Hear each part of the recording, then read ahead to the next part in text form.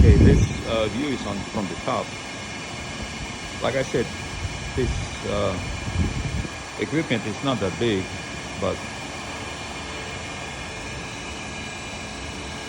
it serves all the water source heat pumps.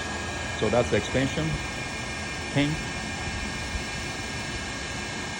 All the pressure that they get expanded inside the loop, inside those pipes, it will go to the expansion tank, that the system won't blow up, Same like in your water heater in your house.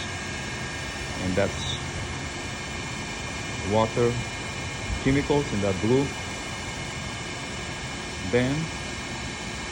It takes the all chlorine and calcium out and makes water more softer,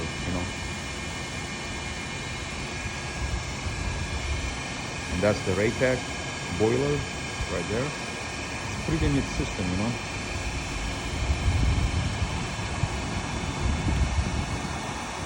And behind here, there is a cross.